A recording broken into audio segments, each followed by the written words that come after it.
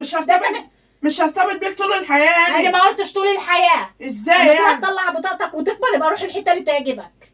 لما اكبر هلم شنط وما عادش قاعد لك فين. ليه؟ انا بطالب منك 150 جنيه. انا هي طلبت ال 150 جنيه دي لعبه؟ ال 150 جنيه دي مش فلوس؟ فلوس كتير.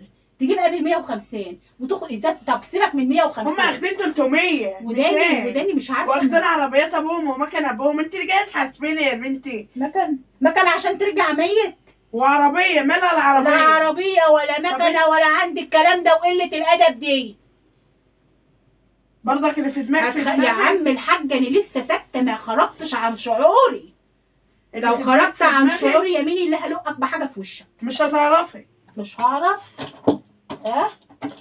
انا مش هعرف. اهو انا مش هعرف. اهو امشي يلا اطلع بره. مش طالع. خلاص انا اللي ماشيه. ده اخرك اللي انت تلوقي الحاجه. طب انا ماشيه.